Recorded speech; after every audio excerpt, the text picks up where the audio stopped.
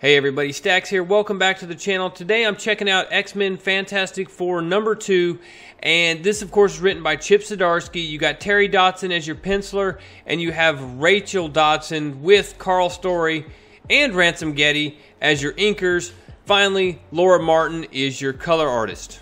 Seems like a great time that if you are interested in winning this complete series, talking about in the floppies, man, me mailing them to you once the series is complete. If you're interested in that, make sure you hit the subscribe button, leave a like, leave a comment down below, and then as these videos come out, all the X-Men videos, all 4 of them that are related to this series, just make sure you like and comment each of those, and you will be registered to win. I'll leave the link to the first video at the very end of this one, so you can still go check that out. And if you haven't watched that, I recommend going and doing that, because you want to know. Man, I got the hiccups. This is going to suck. 10 minutes later, I think I'm good. No more hiccups. So here we go. The rundown's available over on the first video, so you can go check that out while you're registering to win or whatever. So I'll leave the link for it here. Go check that out. Here we go on this story. So the book starts with Cyclops, and he's reassuring the Fantastic Four. Look, one thing we aren't is a bunch of kidnappers. So I know that Charles and Eric can be intense, but that's not something they would do.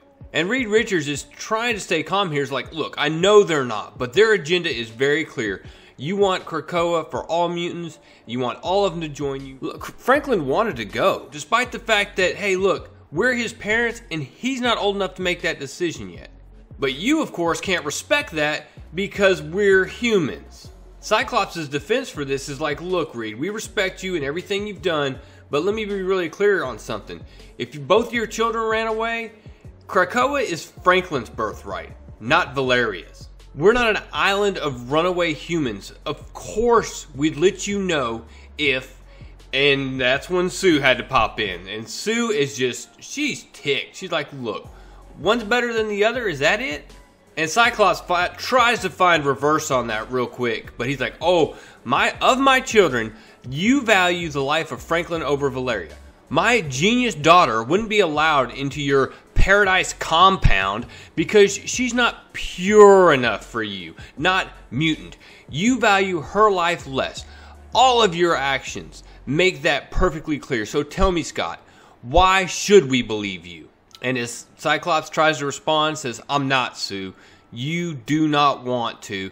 Sue cuts it off. She just busts the whole system, and the signal goes out. Cyclops on the other end is, he's not happy about it. And Eric asks him, will this be a problem?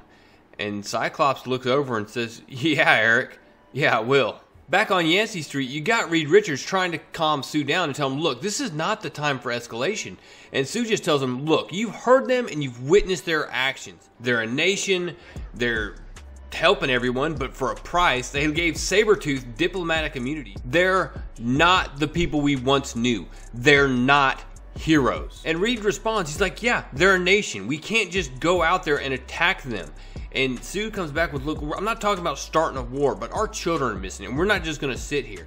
And that's when Ben Grimm pops in. He's like, look, you screwed up. You messed up with your kids, and they ran, and it's your fault. And I hear what you're saying. All of us do, but... And then Johnny Storm cuts in and says, we're going to get the kids. This team isn't just you, Reed. We're a democracy. And with that, the Fantastic Four heads to the door. From there, we jump back to the Marauders, and the Marauders have just run into Doom. And, well, Kitty and the team don't do so well. Doom absolutely runs through them. Kitty gets absolutely knocked out, and when she finally comes to, she's sitting at a table with Dr. Doom at the head of it. Franklin and Valeria are there, chowing down on some biscuits, and it's gonna be a little bit weird for a second. So as Kitty comes to, she starts to immediately look around.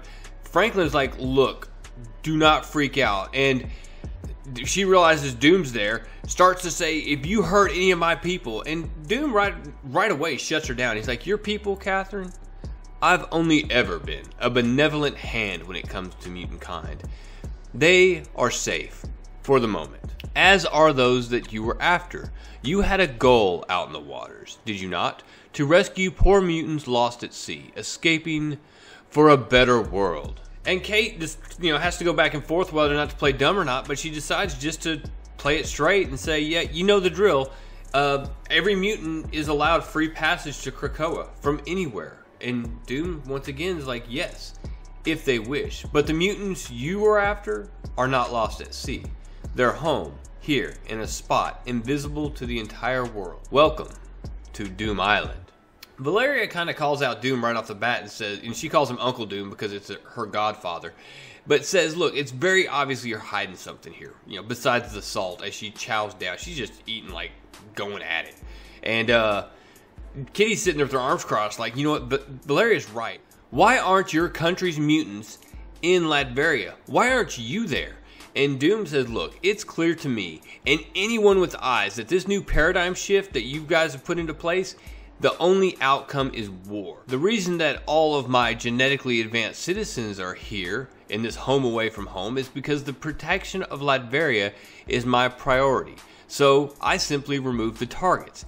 This island is where I go when I do not wish to involve Latveria proper in my plans, such as my new one, which is to help Franklin Richards be all that he can be.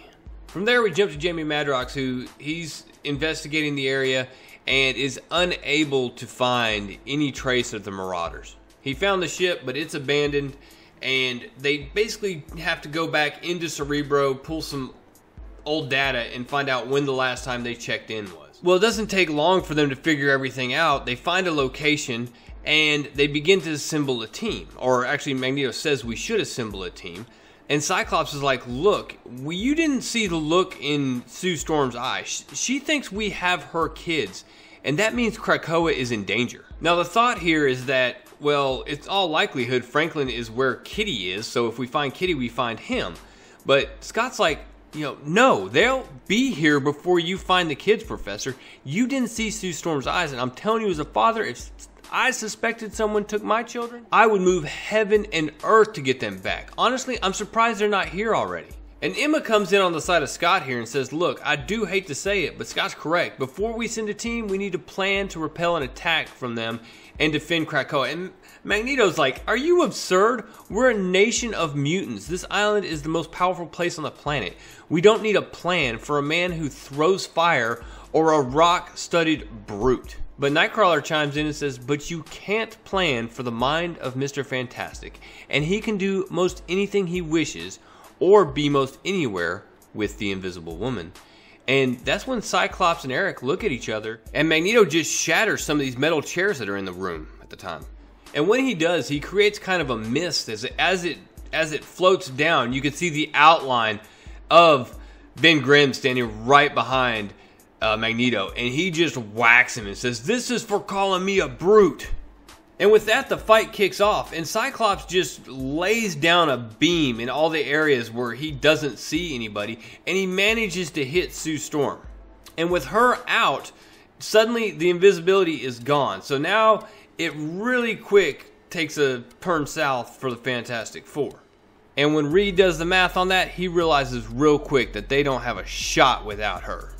Back on Krakoa, Doom is showing Kitty Pryde, Franklin, and Valeria around, and while they're walking around, Kitty is still confused as to what is happening with the mutants here on the island.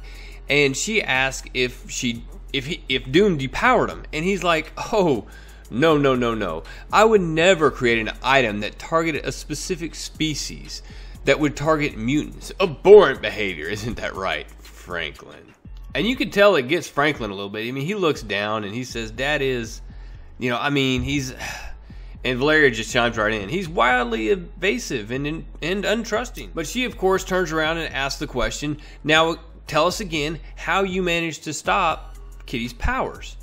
And he explains that, look, I know more about her powers back, because I saved her at one point. I helped Miss Pryde keep from fading away to nothing. So I know more about her powers and her unique physiology, more so than anyone else that's alive. He goes as far to say, I probably know more things about her powers than even she does. And he quickly spins that into that fate has brought you here to this island, young Franklin.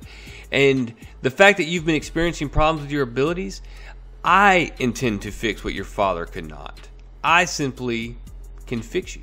And Franklin asks the right question. What's the catch, Doom? Because, no offense, you're not exactly the most charitable type of guy when it comes to my family. And of course, Doom says, look, there's no greater injustice in Doom's mind than wasted potential. And I will help you reach yours. But of course, there's going to be a cost. And he phrases that as under one small condition. Back on the beach, the Fantastic Four are still on the run. And they have Nightcrawler pop out in front of them. Cyclops is in pursuit. It ends up being the entire island of Krakoa pursuing them. Sue's storm is still out, and the fight is starting to turn. I mean, Colossus shows up, starts throwing down with Thing. Psylocke is there, but fortunately the helmets that they're wearing are blocking any psychic attacks they may have or be trying to use. It's actually hearing Psylocke say that out loud that triggers Reed to think, wait a minute, the helmets, that's it. He reaches down, depressurizes it, opens the face mask of Sue's, and as soon as she does, Emma Frost picks it up. Now what this does, it triggers Sue, it wakes her up. So suddenly she's back awake and all Reed has to do is push the helmet back down and Emma's cut off again. But with her back on the playing field, it's an absolute game changer for the Fantastic Four. Because first thing she does, boom, force field, pushes everybody that's not in the Fantastic Four out. From there, with them still inside a force field, they just float up to the little Fantastic Four mobile and they take off. Now, I don't know why Scott didn't take a shot and just try to shoot him out of the air, but he didn't. But he's tracking where they're heading. They're heading to the coordinates that Professor X mentioned where the island was when they went missing. Well, Professor X, he gives the orders, and what that is first, we need to get Kate and her team back, plus the mutants they were rescuing.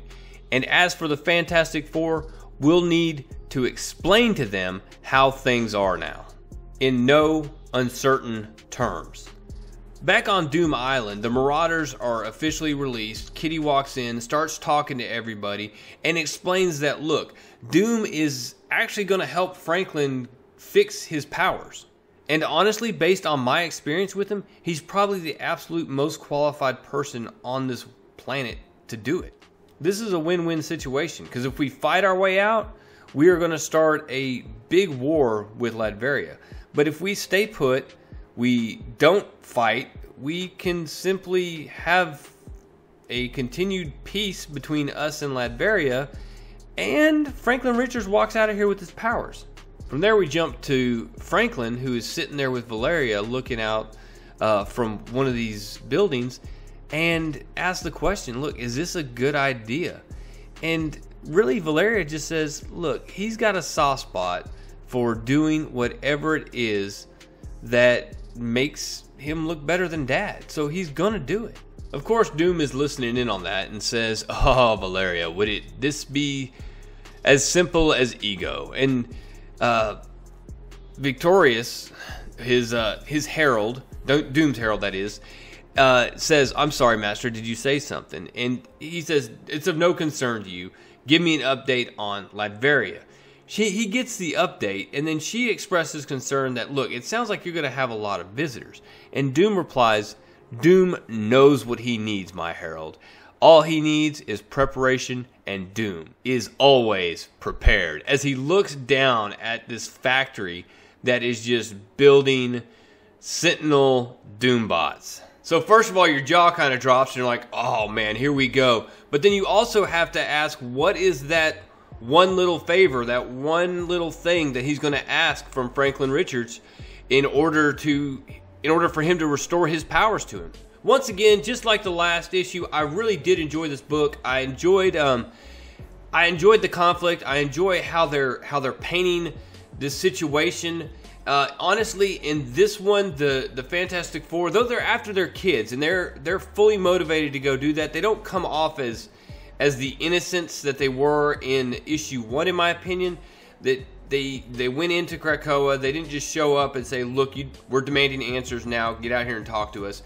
They walked in their house and started poking around and then punched Magneto in the head. So you can't be doing that. That's a bit much. Though I understand where that was motivated from in them trying to find out about their children. I do find it interesting, and maybe it's just me not completely understanding Sue Reed's power, but nothing on Krakoa picked her up as far as the pollen sensors and all the other stuff that Black Tom Cassidy is manipulating and controlling.